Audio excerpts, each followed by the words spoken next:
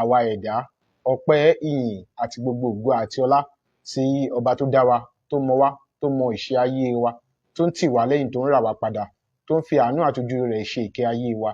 Náà ni a mú ọpẹ́ wá fún ní ìrọ̀lẹ́ yìí, tó tún fún wa ní oore ọ̀fẹ́ gẹ́gẹ́ bí àlàyé ọkàn nínú làálàá ohun ìdààmú ayé yìí, ayọ̀ ohun wàhálà, tó sì jẹ́ kí ìyìn rẹ̀ kí ó wà lẹ́nu wa títí láéláé. Pẹ̀lú ọ̀rọ̀ yìí náà ni mo kí ọmọdé, mo kí àgbà, mo kí ọkùnrin, mo kí obìnrin, mo kí onílé, mo kí àlejò, mo kí ọba ìlú, mo kí ìjòyè, mo kí gbogbo wa káàbọ̀ sórí àkọ́tún ètò Ohùn Àwọn Kérúbù lórí Facebook. Gẹ́gẹ́ bí Ọlọ́run ti fún wa ní oore ọ̀fẹ́ láti tún pàdé ní ìrọ̀lẹ́ yìí, ipá wa kọ́, agbára wa kọ́, bí kò ṣe àánú Ọlọ́run ọ̀gá ògo tí ó dájú lórí wa. Kì í ṣe nípa ipá wa o, ìrànlọ́wọ́ rẹ̀ ni ó wà pẹ̀lú wa. Mo kí káàbọ̀, mo kí ọmọdé káàbọ̀, mo kí àgbà káàbọ̀, mo kí onílé káàbọ̀, mo kí ọkùnrin káàbọ̀, mo kí obìnrin káàbọ̀, mo kí wa káàbọ̀ sórí ètò tòní. Ètò tòní fẹ́ ṣípayá ẹ̀bùn ńlá kan àti àwọn ògo tí Ọlọ́run fi fún wa nínú ìjọ aláṣọ funfun àti tí Ọlọ́run fi fún wa nínú láàrin gbogbo Kristẹni. Ẹ̀bùn kan tó wúlò púpọ̀ fún ìgbédìde ọ̀pọ̀ ènìyàn, èyí tí àwọn ènìyàn máa ń rí ṣùgbọ́n tí a rò wípé kò tẹ̀wọ̀n tó, ṣùgbọ́n tí Ọlọ́run lò láti gbé wa dìde nínú ẹ̀mí láti rà wá padà. Òun ni ètò tòní fẹ́ ṣe àgbéyẹ̀wò rẹ̀. Evangelist Michael Adébọ̀wálé Adéoyè lórúkọ tèmi, ọmọ babaládùúrà ní Kọ̀tún, bàbá ìjọ lórí rédíò. Ohun ẹni tí ń kígbe ní ìjọ ayé ẹtún ọ̀nà Olùwàṣẹ káàbọ̀ lẹ́ẹ̀kan sí. Ìràpadà, ìṣíníyè, ìdáǹdè tí ètò tòní yóò mú wá lórúkọ Jésù yóò dé bá gbogbo wa ní àṣẹ Ọlọ́run alààyè. Ẹ fẹ́ yín tó fẹ́ darapọ̀ mọ́ wa, ẹ lọ sórí péèjì wa Ohùn Àwọn Kérúbù concept, ẹ like, ẹ share, ẹ comment, ẹ follow, gbogbo àwọn ẹ dẹ̀ ní àǹfààní láti pè wọlé sórí ètò tòní. Nọ́mbà tí ẹ ń wò yẹn dẹ̀ ní àǹfààní láti pè sí 08165537283. Nọ́mbà tí ẹ ní àǹfààní láti pè sí nìyẹn. A ó gbé ìpè yín bí ètò tòní ṣe ń lọ lọ́wọ́lọ́wọ́. Bẹ́ẹ̀ bá ní ìbéèrè kan tàbí òmíràn láti béèrè lọ́wọ́ àlejò abẹ́fẹ́ dá sí ètò tó ń lọ lọ́wọ́lọ́wọ́, a ó gbé ìpè yín. Màmá wa nínú Olúwa tí wọ́n jẹ́ àlejò wa lórí ètò tòní, wòlíì Ọlọ́run ni wọ́n, olórin ẹ̀mí sì ni wọ́n bákan náà. Àwọn ni àlejò wa. Ẹni bá ti rí wọn bó ṣe jókòó tán sẹ́ńgẹ̀ mẹ́ǹgẹ̀, tí ọlá Kristi sì ń hàn lára wọn, ẹ ti mọ̀ wípé ọ̀rọ̀ fẹ́ jábọ́ látòrí òkè Sínáì gẹ́gẹ́ bí Ọlọ́run ti fi sí wọn lẹ́nu lórí ètò tòní. Àwọn ní ikọ̀ àti ìríjú Ọlọ́run alààyè, Lady Evangelist Olúyẹmí ọmọọba láàfin, àwọn ni àlejò wa. Màmá wa ẹ káàbọ̀ sórí ètò. Máa bá èmi mọ̀ rẹ̀, mo wá dúpẹ́ ọ̀rẹ́. Bàbá èmi mọ̀ rẹ̀, mo wá dúpẹ́ ọ̀rẹ́. Ẹni tí ò bá mọ̀ rẹ̀ kò lè dúpẹ́ ọ̀rẹ́. Bàbá èmi mọ̀ rẹ̀ o, mo wá dúpẹ́ ọ̀rẹ́. Ẹ káàbọ̀ sórí ètò, bá kí àwọn ènìyàn wá nílé. Mo kí wa nílé pé ẹ kú lé o. Mo kí ẹ̀yin bàbá mi, ẹ̀yin màmá mi, ẹ̀yin àǹtí mi, ẹ̀yin bọ̀dá mi, ẹ̀yin àbúrò mi, ẹ̀yin ẹgbẹ́ mi. Mo kí gbogbo wa nílé pé a kú lé o. A kú iṣẹ́ Olúwa o. Yes sir, yes ma. Ọlọ́run alààyè yóò túbọ̀ wà pẹ̀lú wa. Àmín Jésù. Gbogbo ìdílé ńkọ́? Àlàáfíà everybody wá sá. Ìjọ Ọlọ́run alààyè ńkọ́? Àlàáfíà ni sá. Àwọn ọmọ ńkọ́ bẹ́ẹ̀? Àlàáfíà everybody wá. Ṣíṣe Olúwa ń tẹ̀síwájú. À ń dúpẹ́ lọ́dọ̀ Ọlọ́run. Ẹ jẹ́ ń sáré mú ìbéèrè wa. Olórin ẹ̀mí ni kí ni orin ẹ̀mí túmọ̀ sí gan? Ẹ ṣé olóòtú. Kí là ń pè ní orin ẹ̀mí? Orin ẹ̀mí jẹ́ orin tí à ń fi ìmísí gbà láti ọ̀dọ̀ Ọlọ́run wá. Ìmísí tá a fi ń gbà túmọ̀ sí pé tí àwọn tó wà nínú ìṣòro bá gbọ́ nípasẹ̀ ìmísí tó fi kọ́, wọ́n á rí ìyè nínú ẹ̀. Fún ẹni tó ti rora ìpín bóun tẹ̀ lè jẹ́ nǹkan kan mọ́ nínú ayé. Fún ẹni tó ti wà nípele kan pé ṣékù tí ẹ̀kọ́ ló kàn fún ọ̀rọ̀ ayé òun báyìí, tó bá gbọ́ orin ẹ̀mí, ó gbọ́dọ̀ rí ẹ̀kọ́ kan, ìyè kan, ọ̀rọ̀ òtítọ́ kan dìmú bẹ́ẹ̀ pé ìrètí ṣì wà fún mi. Bẹ́ẹ̀ ni, láti má para òun. Ìrètí ṣì wà fóun láti dẹni gíga láyé. Ohun tá à ń pè lórin ẹ̀mí nìyẹn. Bẹ́ẹ̀ ni, ó jẹ́ orin ní gbogbo ọ̀nà, ó jẹ́ orin tó jẹ́ pé èèyàn máa ń gbọ́ láti jèrè ọkàn. Bẹ́ẹ̀ ni. Ó jẹ́ orin tí èèyàn máa ń gbọ́ láti jèrè ọkàn. Bẹ́ẹ̀ ni. Àwọn àmúyẹ orin, àwọn nǹkan àmúyẹ wo ló wà nínú orin ẹ̀mí tòótọ́? Ṣé rí nǹkan àmúyẹ tó wà nínú orin ẹ̀mí tòótọ́? Mo ti sọ lálákọ̀ọ́kọ́. Mo ní àkọ́kọ́ nǹkan àmúyẹ, òun ni ìmísí láti ọ̀dọ̀ Ọlọ́run wá. Téèyàn fi ń gbé orin ẹ̀mí kalẹ̀. Òun ni àmúyẹ àkọ́kọ́ nínú orin ẹ̀mí. Ṣé rí tí èèyàn bá gba ìmísí látọ̀dọ̀ Ọlọ́run, ìwọ gbọ́ kọ̀ rí pé orin tó kọ ó tọ́ ó yẹ létí gbogbo ayé tó ń gbọ́ létà tí gbogbo ojú tó ń rí ó nítumọ̀ ó yẹ fún ọkàn tó ṣòfò ó tọ́ létí ọkàn tí ẹ mọ̀ bóyá ká sọ pé tí òun gbẹ́ngbẹ́ àbí tí ìdààmú tàbí ìpòrúurú ọkàn wà fún tó bá gbọ́ ìmísí tó fi gbà á láti ọ̀dọ̀ Ọlọ́run á jẹ́ kó yẹ fáwọn ènìyàn láti mọ̀ pé láti tọ́ wọn sọ́nà bẹ́ẹ̀ ni láti tọ́ wọn sọ́nà láti má rora wọn pin láti mọ̀ pé ìdáláre kan tó ṣì wà nínú ayé tó ju ìlàkọjá èmi àti ẹ̀ tán là kọjá lọ́wọ́lọ́wọ́ lọ. ńlá kọjá lọ́wọ́lọ́wọ́ bẹ́ẹ̀ ni olóòtú bẹ́ẹ̀ ni sá ló sọ di orin ẹ̀mí bẹ́ẹ̀ ni sá bẹ́ẹ̀ ni. màmá wa Lady Evangelist Olúyẹmí ọmọọba Aláàfin ṣé ẹ jogún bá orin kíkọ ni àbí báwo lẹ ṣe bẹ̀rẹ̀ gan.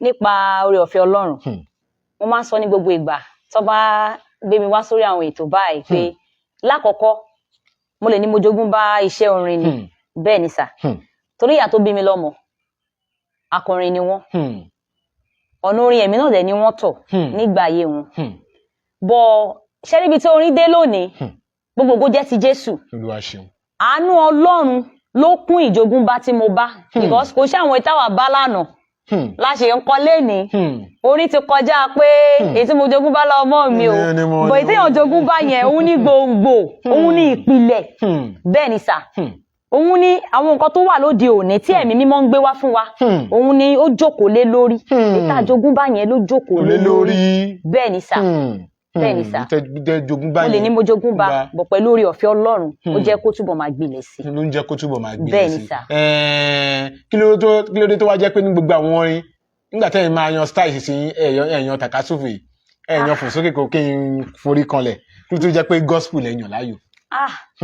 ẹ ṣe olóòtú sà lẹ́ẹ̀kan sí ìdí tó fi rí bẹ́ẹ̀ ni pé oníkálukú ló mọ ọ̀nà tóun gbà fi wọnú iṣẹ́ orin bẹ́ẹ̀ ni sà ìwọ tó bá wọ̀ nípa tara kò sí bóyá fẹ́ ṣe tàkásùfè náà ló máa kọ bọ́ṣẹ́ rí nípasẹ̀ ti tèmi gbogbo jẹ́ ti Jésù lẹ́ẹ̀kan nípa ẹ̀mí láti bí mi bẹ́ẹ̀ ni kódà pàtàkì nínú ìjọ aláṣọ funfun yìí ni a bí mi sí nǹkan tí mo dẹ̀ ń gbọ́ bí mo ṣe ń dàgbà òun lórin ẹ̀mí tíyá mi ń kọ tí bàbá mi ń kọ nínú ìjọ bàbá mi nígbà yẹn àwọn nǹkan tí mò ń gbọ́ ní gbogbo ilé mi ní àyíká mi orin ẹ̀mí ni orin ẹ̀mí ni sà yẹn ni mo fi mọ̀ díẹ̀díẹ̀ pẹ̀lú ẹ̀mí Ọlọ́run orí ọ̀fẹ́ Ọlọ́run àti àánú Ọlọ́run làánú fi bẹ̀rẹ̀ sí ní máa dàgbà nípasẹ̀ orin ẹ̀mí mímọ́.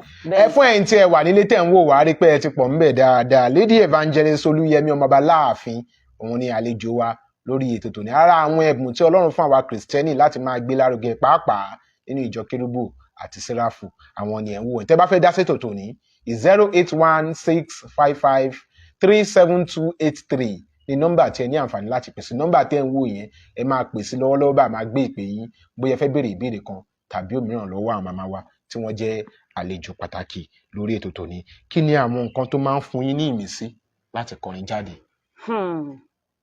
ẹlòmíà sọ pé tóun bá rìn lọ lórí lójú títì ẹlòmíà sọ pé tóun bá rí abọ́ oúnjẹ kí làwọn nǹkan tó máa ń fún yín ní ìmísí láti kọrin jáde. oríṣiríṣi nǹkan ló ń fún yàn ní ìmísí o bẹ́ẹ̀ ni ohun tó ń fún mi ní ìmísí ti tèmi má pè ní ẹ̀mí mímọ́ Ọlọ́run náà ni àmọ́ ṣe ní ọ̀pọ̀ ìgbà bóyá tí wọ́n bá ń la nǹkan kọjá lọ́wọ́ àwọn orin kan wà tí mo gbà ní àwọn ọdún kan sẹ́yìn tí mo ṣe nínú Cornerstone ta launch 2020 tó jẹ́ pé nípasẹ̀ nǹkan tí mo là kọjá láwọn ọdún kan sẹ́yìn ló gbé ìmísí àwọn orin yìí wá bẹ́ẹ̀ ni bóyá nípasẹ̀ ọ̀rẹ́ ni o ẹ mọ̀ ọ̀rẹ́ téèyàn finú tán téèyàn fọkàn tán tó dẹ̀ jẹ́ pé tó bá kọ̀yìn sí wọn báyìí ọ̀tọ̀ ni reaction wọn sí ẹ̀ gbogbo ìgbàlẹ̀ èèyàn fi ń rò láyé pé kó da fáwọn ẹni báyìí jọ ń lọ báyìí jọ ń bọ̀ àfi kó da fún wọn bó bá ṣe da fáwa bọ̀ tí wọ́n bá ṣe pẹ̀yìn dà báyìí ọ̀tọ̀ ni nǹkan mi táwọn ń gbé wá tí wọ́n sí ẹ tí Ọlọ́run bá wá tú àṣírí yẹn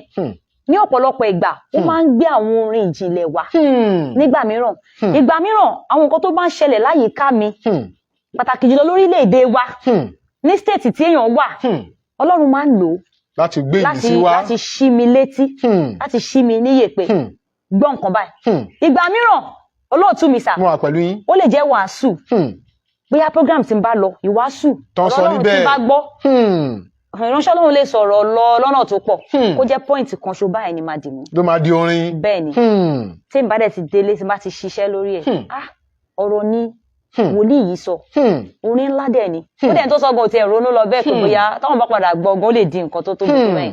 ìgbà mi tún rè ó lè jẹ́ topic àbí team program tẹ́ bá fún program yìí pé bóyá mo fẹ́ ṣe program o mo fún ní team báyìí tí n bá gbọ́ team yẹn kí n tó lọ program màá fẹ́ ronú jinlẹ̀ láti lè kọrin nípa team tẹ́ fún program yẹn láti bẹ̀ orin á dẹ̀ jáde. orin á jáde. ọmọ yẹn tó bá ń ṣẹ́ pẹ̀lú ẹ̀mí mímọ́ ó máa jẹ́ kó easy fún yàn. á di orin. bẹ́ẹ̀ ni sà. kọ́lọ́run alààyè kó túbọ̀ ràn wá lọ́wọ́. àmín Jésù. àwọn nǹkan tí mo fẹ́ béèrè yìí Yes sir. ẹ jẹ́ ká jọ ṣàgbéyẹ̀wò rẹ̀. Okay sir. ǹjẹ́ ẹ ti jẹ́ ọ̀gá akọrin nínú ìjọ Ọlọ́run kankan rí? Mo ti jẹ́ ọ̀gá akọrin rí o at least nínú ìjọ bíi 3 bẹ́ẹ̀ ni mo ti jẹ́ ọ̀gá akọrin rí nípa oore ọ̀fẹ́ Ọlọ́run. kí lorúkọ àwọn ìjọ yẹn mú wa wọnú àwọn kẹ́dẹ̀ dárúkọ àwọn olùdásílẹ̀ ibẹ̀. ẹ má jẹ́ kí n dárúkọ olóòtú. kí ló dé? ẹ má jẹ́ kí n dárúkọ. ó yá ẹ fún wa lórúkọ àwọn ìjọ ọ̀hún.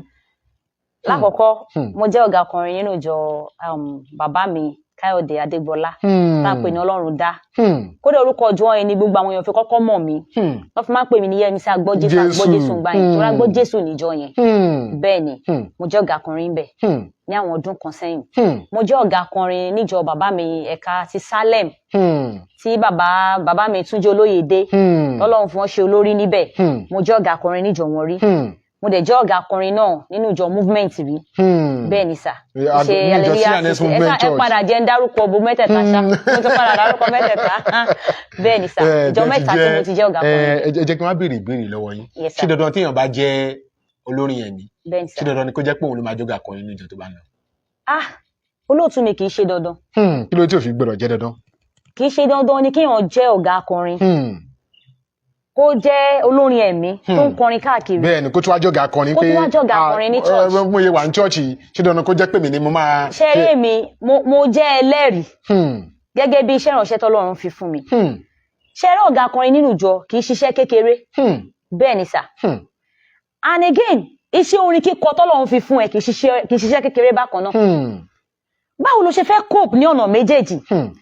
mo rántí pé láwọn ọdún kan wọ́n máa invite mi sáwọn programs ṣé ẹ mọ nǹkan tó funny sà nítorí ìjọ mi ọ̀pọ̀lọpọ̀ program mi ò ní lè lọ bẹ́ẹ̀ ni sà tó dẹ̀ pé mo ò níṣẹ́ mi ọ̀nà orin yìí nìkan ṣo náà ni mo ní ẹgbẹ́ bí a pé mo fi ń take care ara mi tí mo dẹ̀ fi ń ṣètọ́jú ṣé ti understand láti fi ti ọkọ lẹ́yìn ṣé àmì ti yé yín mo wà pẹ̀lú dáadáa. so tí èèyàn bá wá sọ pé mo fẹ́ ṣe ọ̀gá akọrin in fact ó máa affect a lot tó bá ṣe bí olórin yẹn ní source of income mi tó gbójúlé lẹ́yìn orin tó ń kọ o lẹ́yìn orin tó ń kọ o ó bá jẹ́ church choir ó lọ jẹ́ CM church ó máa ń para ìkan máa ń pàkan lára ìkan máa ń pàkan lára. bóyá kí tó lẹ bí iṣẹ́ náà iṣẹ́ orin títí ẹ kó pa ti iṣẹ́ ìrìn tí jẹ́ lára. bẹ́ẹ̀ àìmọye mi tó yẹ pé wọ́n á ti sanwó program gan fún mi kí tó kúrò bóyá bí ó ti kù 2 weeks ó ti kù a month tó bá máa dejọ́ program bóyá church mi ṣe program kan lọ́jọ́ yẹn mi ì nílé tètè kúrò ní church mi mo dẹ̀ ti gbowó program ní program ṣó ti yé yín sà so ní ọ̀pọ̀lọpọ̀ ọ̀nà bẹ́ẹ̀ yẹn ṣá ó jẹ́ nǹkan tó máa ìkan ń pàkan lára ìkan ń pàkan lára ìkan ń pàkan lára ìkan ń pàkan lára bẹ́ẹ̀ ni sà ìkan ń pa ìkan lára kọ́lọ́run alààyè kó túbọ̀ ràn wá lọ́wọ́ àmín Jésù sà mo máa fẹ́ béèrè ìbéèrè yìí yes sà tíyẹn bá jọmọ ẹgbẹ́ akọrin okay sà ṣé dandan ni kó jẹ́ wípé nítorí pé mo ti jọ máa gbé akọrin o èmi náà ti wà ń kwáyà o torí ẹlẹ́tì ṣọ̀gá akọrin nínú àwọn ìjọ kan káàkiri rí tó bá yẹ pé mo á jọ máa gbé akọrin dandan mo gbọ́dọ̀ mọ̀ nínú gbọ́dọ̀ mọ̀ máìkì gbọ́dọ̀ fi kọrin o ṣé dandan ni.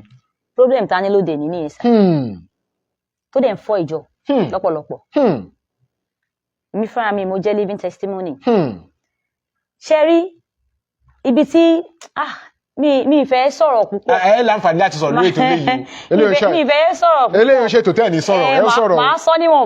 máa sọ níwọ̀nba.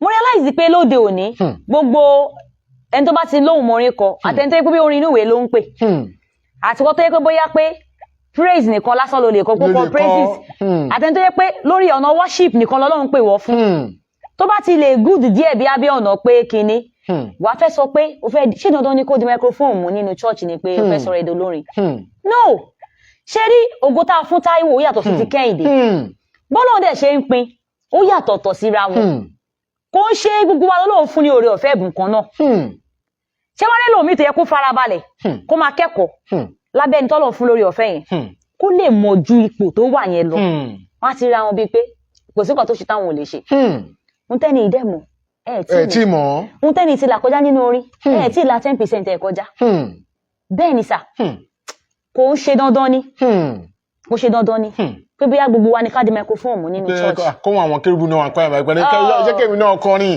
kọ́tẹ̀mù kémi náà wà ń bẹ́ẹ̀. rárá sà ẹlòmíì ẹ̀bùn ní fún kó má di microphone gbọ́ngbà táwa bẹ̀rẹ̀ àrí microphone ẹnu lásán la fi ń kọ́ tóun adé máa já tó ń gbà yẹn òun la fi train àwọn adébí tá bá wọ studio lónìí engineer kan máa sọ pé ká sún sẹ́yìn nídìí microphone ni ọmọọba láàfin ẹ tún ti dé o ẹ má pariwo púpọ̀ ẹ mọ̀ kó tó ti mọ́yàn lára láti ilẹ̀ lẹ́tí máa rẹ́ lómi tó jẹ́ pé nítẹ̀bùn ọlọ́run ò fún ẹ nítorí ọ̀fẹ́ kò sí bóyá nítorí bóyá owó wà àbí nǹkan kan àtòkè sí nǹkan tí lágbájá lè ṣe táwa náà lè ṣe ọ̀tọ̀ọ̀tọ̀ ní bọ́lọ̀ ń ṣe pín ọ̀tọ̀ọ̀tọ̀ ní sá ọ̀tọ̀ọ̀tọ̀ ní bọ́lọ̀ ń ṣe pín.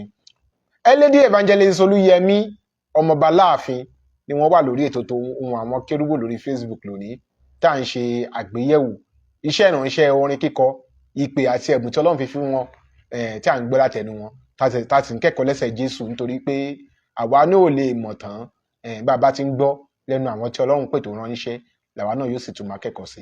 Ẹ jẹ́ ká mú orin ẹ̀mí kan wá sí ti ìgbọ́ yín fún ẹ̀yin tó bá fẹ́ pè wọlé 081-655-37283 ní nọ́mbà tí ẹ ní àǹfààní láti pè. Tẹ́ ẹ bá ti pè wọlé a ó gbé ìpè yín lọ́wọ́lọ́wọ́ báyìí. Ẹ ṣé púpọ̀ nọ́mbà tẹ́ ń wò yẹn ni o nọ́mbà tẹ́ ń wò yẹn ẹ ṣáà ti pè a máa gbé ìpè yín lọ́wọ́lọ́wọ́ báyìí. Ẹ ṣé púpọ̀ ń pẹ́ wá pẹ̀lú wa lórí ètò. Jésù olùgbàlà jẹ́ lè rí ọ. Jésù olùgbàlà jẹ́ lè rí ọ. Mo ti wá ọwọ́ ọmọ Màríà bàbá mi. Jésù olùgbàlà jẹ́ lè rí ọ. Àpátápá ara ti làbú ayé jẹ́ òkìkí ńlá tó fara tì bí òkè adúró tì ní lọ́jọ́ ogun lè koko. Ọba lágbára tó falágbára lágbára láti máa lo agbára lọ. Òun ló tún fọwọ́ agbára gbanikalẹ̀ lọ́wọ́ alágbára tó lágbára lórí ẹ̀yin ò lágbára. Ẹ̀yin lọ kàkà tí kàkà mọ́nú àká tí fi kàtàkà láyà kàkàkà. Ẹ̀yin lọ bàbá tí ń dàgbà nínú ẹgbẹ́ iná mú. Ọ̀gbẹ́gbẹ́ ọdún tẹ wọlé ọba rere. Ọba àrà tí falára lára dá lójú aláìlára. Ṣòro para kíla lára ń dá tó yàtọ̀ sára ara dáradá ọba rere. Oníwájú wájú ẹlẹ́yìn ẹlẹ́yìn ọlọ́tún alọ́tún olósì alòsì o. Aláàrin gọgọgọ kábíyèsí ọba ní àròṣe ṣe gbígbóná ṣe tútù ṣọyẹ ṣòru tìbútòrò nídẹyọndẹyọ ọba mi àrèpagídà sọgídé ènìyàn àdìmúnà ọba lápá rọbìrọbì ẹkùn ọkọ fọlọ tó fi kẹ̀kẹ́ ògùn jóná ọ̀tá ńlá tí ṣẹ́gun ṣẹ̀tẹ̀ lálẹ́dẹ òkè ńlá arógun má ti di alábàlúgbò mi ti ń gbàṣẹ bí lọ orúkọ ńlá tó kárí ayé porogodo kábíyèsí o ọba olódùn ní màrè Jésù olùgbàlà jẹ́ lè rí ọ.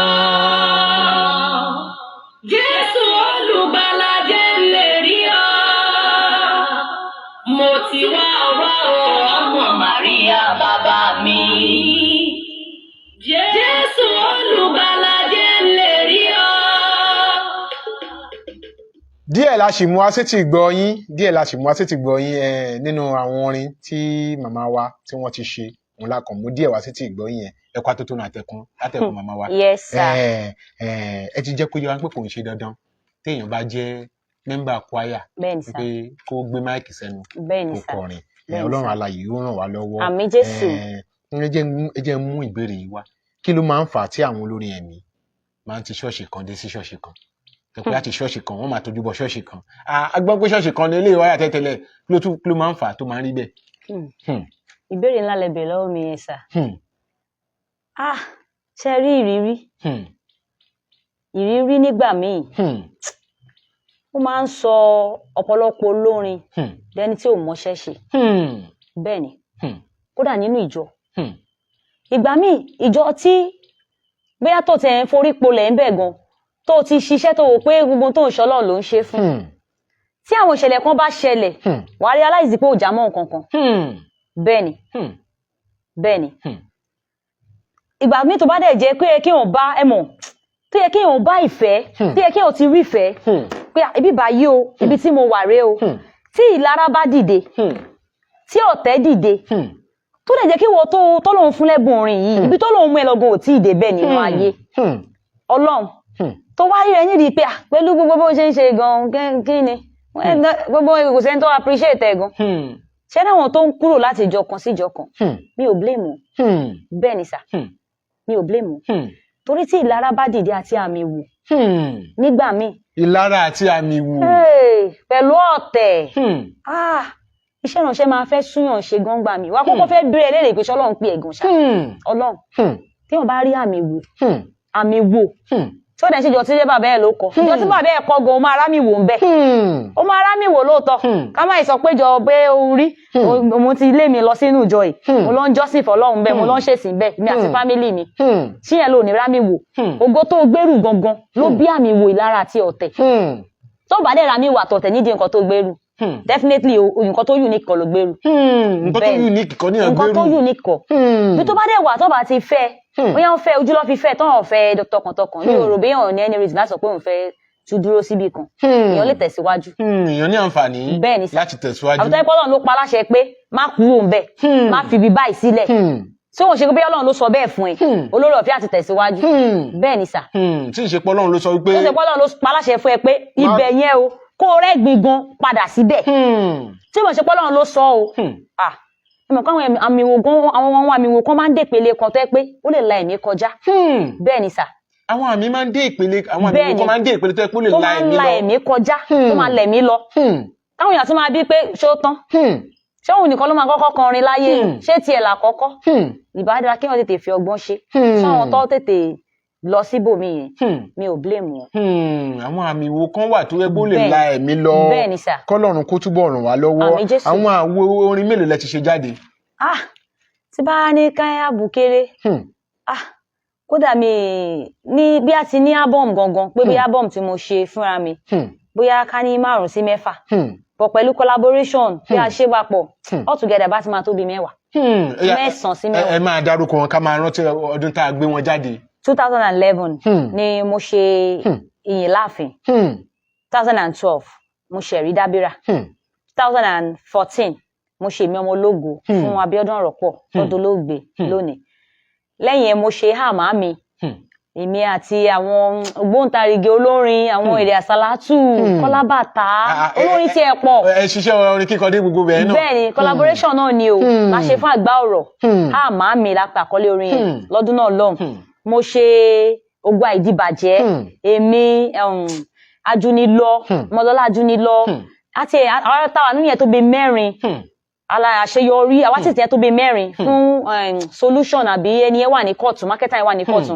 láàrin yẹn náà ni ẹ̀yin mo ṣe ta lògbà Àgélú pẹ̀lú Olúṣẹ́gun Rafẹ́rójà yàtọ̀ ìdíṣe yẹn tó tán fi sọrí ni fàgélú orí òkè Àgélú gbọ̀ngàn bẹ́ẹ̀ ni a fi ẹ sọrí ni fún orí òkè Àgélú ta lògbà Àgélú àti bẹ́ẹ̀ bẹ́ẹ̀ lọ lẹ́yìn ẹni mo ṣe Àṣẹ Ìtura ẹ̀yìn ẹni mo ṣe Cornerstone ẹ̀yìn Cornerstone kò ẹ̀ṣẹ̀ wàá mú àwọn singles àti àwọn track tó ẹ̀ṣẹ̀ fún ẹ̀ tí wọ́n ń ṣe é sìn mi ò lè ka tán iye wọn bá tí mo rántí nìyẹn tó pọlọ mi gbé láti rántí ni Ọlọ́run alààyè ó ti bọ̀ ràn wá lọ́wọ́ àmín Jésù sá 08165537283 08165537283 ní nọ́mbà tí ẹ ní àǹfààní láti pè sí orí ètò ohùn àwọn kérúbù lórí Facebook la wà pẹ̀lú Lady Evangelist Olúyẹmí ọmọọba láàfin tẹ́ ẹ mọ̀ dáadáa àwọn ni wọ́n wà níbi tá à ń ṣe àgbéyẹ̀wò iṣẹ́ ìránṣẹ́ orin kíkọ tí Ọlọ́run alààyè gbé wọn lé wọn tẹ́ bá ti pè wọlé báyìí a máa gbé ìpè yín bóyá ẹ fẹ́ kí wọn àbẹ fẹ́ béèrè ìbéèrè kan lọ́wọ́ wọn àbẹ ẹ náà fẹ́ dá sétò ẹ ṣáà ti pè wọlé nọ́mbà tẹ́ ń wò yẹn ẹ pè wọlé a máa gbé lọ́wọ́lọ́wọ́ báyìí lórí ètò náà ni àṣìwà a rí pé ẹ pọ̀ ńbẹ̀ dáadáa ẹ ṣe tẹ́ ẹ ń darapọ̀ mọ́ wa ní orí ètò.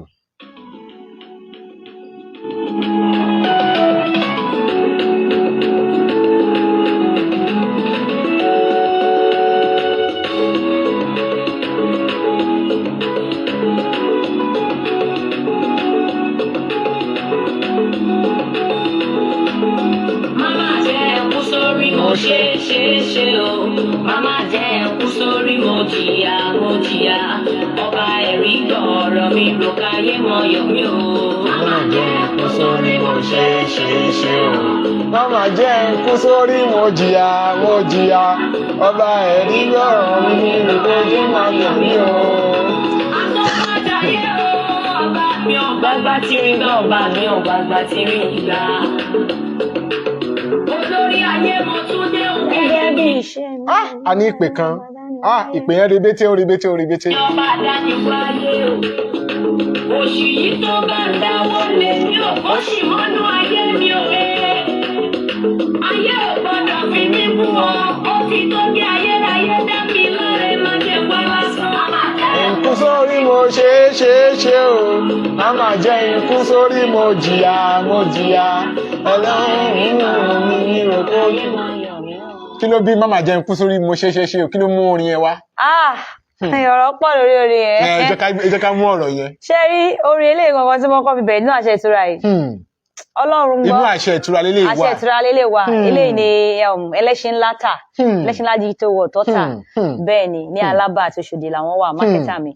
Ṣé rí orin yìí? Ẹnu mọ́ mi mo ti máa ń gbọ́. Látìgbà tí mo ti wà bí ọmọ ọdún 5. Bẹ́ẹ̀ ni sà.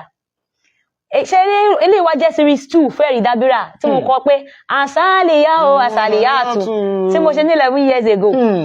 Ṣé nínú orin yẹn náà àtẹ́lẹ̀ yìí mo realize wà tá a ṣe yẹn náà ń gbà yẹn àwọn kan máa ń bi mí pé àwọn orin tí mò ń kọ yẹn àgàgà Dábírà ibo ni mo ti gbá àwọn orin yẹn ṣé mo gbọ́ ìtàn ni àbárọ̀bá ni mo bá. A ní ìpè kan hello.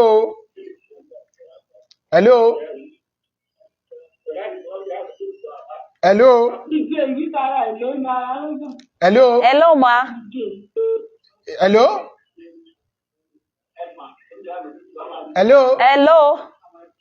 Ẹ tún pè padà ìpè yẹn ibi tó wà yẹn ó lágbára díẹ̀. Ẹni ẹnu màmá yín lẹ ti gbé orin yẹn. Bẹ́ẹ̀ ni. Ó yẹ jẹ́ ká tẹ̀síwájú. Ẹnu mọ́ mi mo ti máa ń gbogbo àwọn orin yẹn gbà yẹn gbọ́ àwọn àdára gbogbo àwọn nǹkan bẹ́ẹ̀ yẹn débi pé àwọn tó jẹ́ àgbààgbà nínú agbẹ́jẹ́sùn gbà yẹn pè mí pé mo máa bá tàn ni. Torí àwọn orin àwọn mọ̀kàn tí ibì mi gbà mí tó kọ àwọn mi. Ẹ máa orin bíi 1970 early 80s. Báwo ló ṣe mú orin? Òun náà ni mo tún wá bàtà ṣe series 1 2012. Àwọn èèyàn ti rò pé bóyá mi ò lè repeat ẹ̀ mọ́. Wọ́n dẹ̀ mọ̀ pé orí ọ̀fẹ́ yẹn pọ̀ torí mo dìdí ìbá lọ́mọ mi ni mo bá ń lé ni orí ọ̀fẹ́ Ọlọ́run tí wàá parapọ̀ pẹ̀lú ẹ̀ fún mi. Màmá jẹun kú sórí mo ṣe ẹnu mọ́ mi mo ti ń gbọ́ láti bí ọmọ ọdún 5. A tún ní ìpè ẹ ṣé o. Hello. Ẹ kúrò lẹ́sà. Kí lórúkọ yín àti bọ́lẹ̀ tí ń pè sà? Orúkọ mi ni Prophet Ṣẹ́gun Ṣóyẹ̀bí. Ok, ẹ káàbọ̀ sórí ètò sà. Daddy mi nìyẹn, that's my daddy. Ẹ káàbọ̀ sórí ètò sà. Àwa ni yes sir. Yes sir. Ṣé èkó ètò náà sà? Yes sir. A fẹ́ kí àlejò wa Olúyẹmí ọba láàfin. Ẹ ṣé sà. Ẹ ṣé gan daddy mi. Wọ́n kú iṣẹ́ gidigidi. Thank you very much sir. Ẹ ṣé gan sir. Lára gbogbo àwọn tí wọ́n dárúkọ pé wọ́n ti ṣe àwọn dárúkọ orúkọ tó bẹ̀. Dárúkọ tí yín bẹ́ẹ̀. Orúkọ tuntun. Daddy lára àwọn orin tẹ́yìn rántí orúkọ tuntun wà lára wọn tí wọ́n dárúkọ. Ẹ ṣé púpọ̀ bàbá wa. Ẹ ṣé gan daddy mi. Ẹ ṣé gan sir. Ẹ ṣé púpọ̀ bàbá wa. Ẹ pẹ́ fún mi daddy. Ẹ ṣé púpọ̀ bàbá wa. Mo ti gbàgbé yẹn gan mi ò dárúkọ ẹ̀ mọ́ àwọn tó mo ti ṣe. Ẹ ṣé púpọ̀ bàbá. Lára àwọn ìtàn ti ṣe orúkọ tuntun. Ẹ ṣé púpọ̀. Ẹ ṣé púpọ̀ bàbá. Inú wa dùn. Ẹ ṣé púpọ̀ tẹ́ darapọ̀ mọ́ wa lórí ètò bàbá wa. Ẹ ṣé púpọ̀ inú wa dùn. Daddy ẹ ṣé gan sir. Ẹ ṣé gan ta nítorí. Àmín Jésù. Àmín Jésù. Àmín Jésù. Àmín Jésù.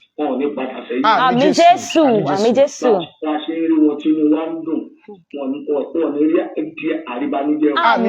Àmín Jésù. Àmín Jésù. Àmín. Ẹ ṣé púpọ̀ fún wa. Ẹ ṣé púpọ̀ bàbá wa. Ẹ ṣé púpọ̀ àdúpẹ́ tẹ́ darapọ̀ mọ́ wa lórí ètò. Ẹ ṣé púpọ̀. Ẹ ṣé púpọ̀ bàbá wa. Ẹ ṣé.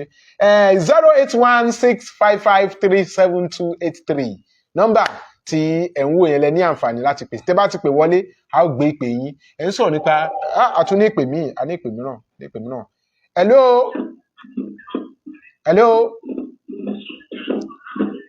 Hello. Ẹ kúrò lè máa. Látẹ̀kìtì. Ẹ̀yin tèmi. láti Èkìtì. Màmá wa ẹ̀rí takú ti Jésù láti Èkìtì. Ẹ káàbọ̀ sórí ètò mà. Ẹ káàbọ̀ sórí ètò.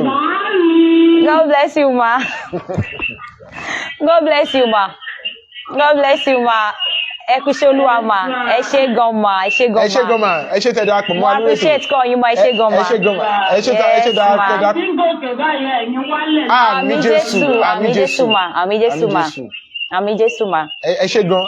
Ẹ ṣé gan ma. God bless you ma. Màmá wa ẹ̀rí takú ti Jésù láti Èkìtì. Ẹ ṣé tẹ́ darapọ̀ mọ́ wa lórí ètò. Tẹ́ ẹ bá ti ń pè wá, ẹ máa bá wa yí volume kíní yẹn lẹ̀ díẹ̀. So kíní ò ní lè máa kọlura wọn. Ó yá, máma jẹ́ ń kú sórí mo ṣe ibẹ̀ láti ń bọ̀. Mo ti sọ̀rọ̀ lórí ẹlẹ́kọ̀ọ́ olóòtú mi sà. Mo tún wá rántí ìpè tí bàbá mi pè wọlé lórí orúkọ tuntun. Mo ti gbàgbé kí n dárúkọ orúkọ tuntun máwọn àwo tí mo ti ṣe. Bẹ́ẹ̀ ni. Nígbà táwo bá ti pọ̀ jù rántí gbogbo ẹ̀ Ọlọ́run alààyè yóò túbọ̀ máa ràn wá lọ́wọ́. Ògo Ọlọ́run láyé wa kò sì ní kú. 08165537283 náà ni nọ́mbà tí ẹ ní àǹfààní láti pèsè tẹ́ bá ti fẹ́ pè wọlé orí ètò ohùn àwọn kérúbù la wà pẹ̀lú Lady Evangelist Olúyẹmí ọmọọba láàfin tá à ń gbé iṣẹ́ ìránṣẹ́ tí Ọlọ́run gbélé wọn lọ́wọ́ ìyẹn iṣẹ́ ìránṣẹ́ orin tá à ń gbé yẹ̀wò lórí ètò tòní ẹ̀kọ́ àtòtònù àtẹ̀kọ́ màmá wa wọ́n ti dárúkọ àwọn àdójúkọ wo ni ẹ lè mẹ́nubà láti gbà tí ẹ ti wà lẹ́nu iṣẹ́ orin ẹ jẹ́ ká jọ wò àwọn àdójúkọ. Àdójúkọ pọ̀. Ẹ fún wa láwọn èyí tó máa dá wa lẹ́kọ̀ọ́. Màá mẹ́nubà méjì torí gbogbo ìgbà tí n bá dé orí program ni wọ́n á ti ṣe rí méjì yẹn in fact ó heavy gan ó dẹ̀ jẹ́ nǹkan tó yẹ pé mi ò lè gbàgbé títí ayé. Àdójúkọ àkọ́kọ́ 2011 ni mo rí nínú iṣẹ́ ìránṣẹ́. Kí ni àdójúkọ náà? A lọ mínísítà ní ṣọ́ọ̀ṣì kan lọ́dún náà lọ́hùn. Kẹ́ máa wo lọ́dún yìí o wọn ò fowó pè wá kò sí pé bẹ́ẹ̀ yẹn sọ pé àwọn fún ẹ ní iye báyìí bá mọ̀ pé tá bá mínísítà tán wọ́n máa ń ṣe ẹ̀tọ́ fún wa lórí iṣẹ́ ìránṣẹ́. Lórí iṣẹ́ ìránṣẹ́. Ṣé wá rí lọ́dún yìí Ọlọ́run yà mí lẹ́nu tó jẹ́ pé mi ò mínísítà ju 30 minutes lọ sà 2011 August ni mo rántí oṣù bọ̀ mi ò rántí déètì mọ́ báyìí bẹ́ẹ̀ ni sà. 2011 August. Bẹ́ẹ̀ ni sà. Ṣé nínú ìjọ yìí kódà ìlú Abẹ́òkúta ní ṣọ́ọ̀ṣì yìí wà bọ́ mi ní dárúkọ ìjọ yẹn. Ṣé láàrin àjò 30 minutes yẹn pẹ̀lú orí ọ̀fẹ́ Ọlọ́run mo mínísítà sà wọ́n dẹ̀ náwó tó tó 85,000 naira fún mi ò ṣẹ́rẹ́ ọkọ ẹ̀ mi ò lè gbàgbé Ọlọ́run wọ́n náwó tó tó 85,000 naira fún tí ò bá jù bẹ́ẹ̀ lọ pé ká bù kéré o bàtà mínísítà tán ní 85,000 naira akọ̀rí pọ́pálẹ̀ gbogbo owó mọ́ ni. Kí ló dé? Tó bá di pẹpẹ. Pẹpẹ. Olúwa ni ó fi ṣe. Olúwa ni ó fi ṣe ni wọ́n ṣe palẹ̀ gbogbo owó mọ́ ni. Ẹni tó gbé mi dé program yẹn ọ̀rẹ́ mi ló jẹ́ o. Wọ́n máa yẹn pèdè kan torí òun náà ti dàbí amọ́sìn lọ́dún náà lọ́hùn pé òun lè torí lady yìí bọ́ aṣọ funfun sílẹ̀.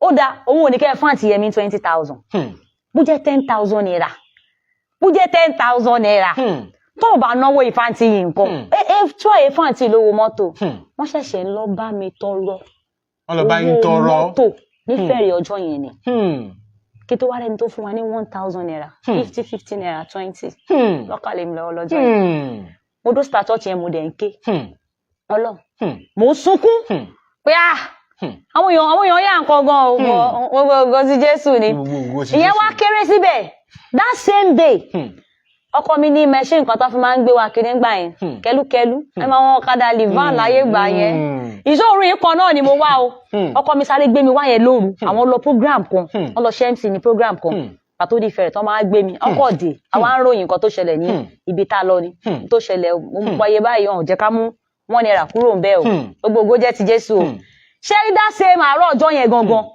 machine tá a gbé lọ machine tá a gbé jáde wọ́n tó dẹ́ crush ẹ̀ sí títì Ọlọ́run wọ́n tó crush machine lẹ́gbẹ̀ẹ́ títì torí street ọ̀dọ̀ wa gbà yẹn àwọn ọlọ́dẹ ò jẹ́ ká wọlé pátá máa wọ tá máa dé Libya bíi tó 5 wọ́n sì ṣí gate ọ̀dọ̀ wa wọ́n tẹ̀ park machine yẹn sẹ́nu gate wọ́n wá pè wá ní níbi 10 tá a sùn tó tá a jí pé àwọn orí machine kan tí mọ́tò kan ti bàjẹ́ ó ti ń rún wómú ṣé kò ń ṣe machine yìí o mo débẹ̀ báyìí mo kọ̀ káwọ́ wọn rí ni.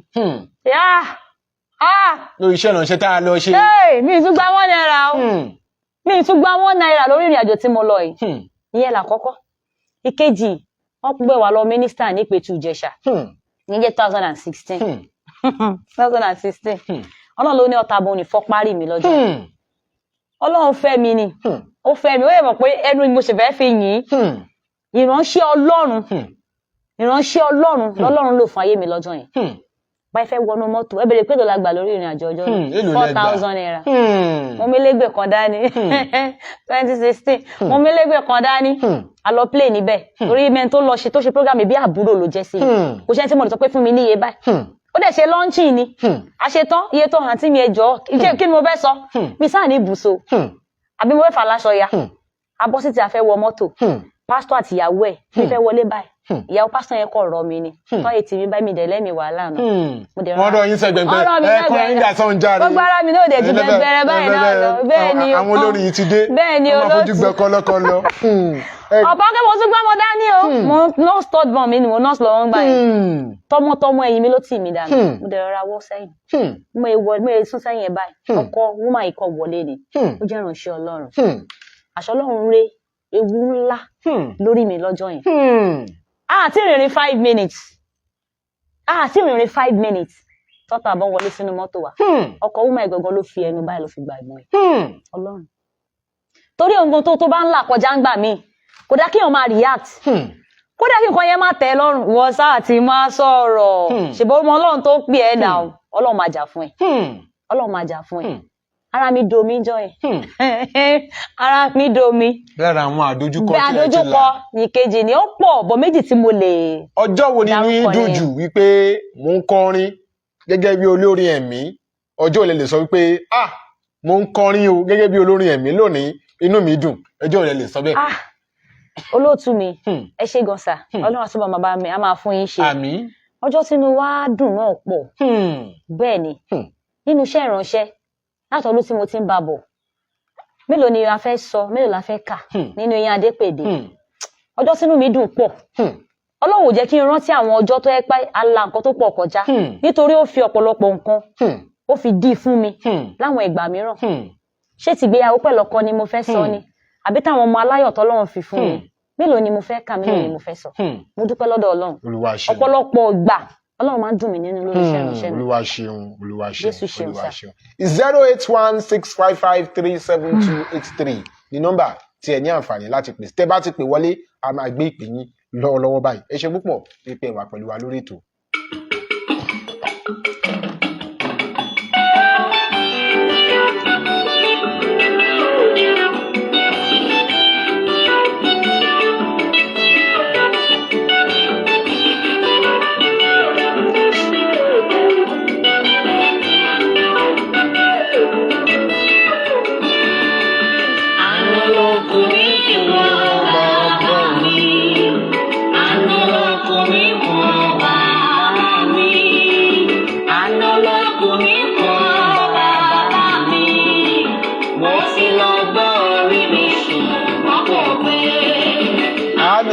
Kò ní kúrò bàbá mi, àánú ló kò ní kúrò bàbá mi, àánú ló kò ní kúrò bàbá mi, mo ti lọ gbọ́ orí mi ṣùgbọ́n kò gbé.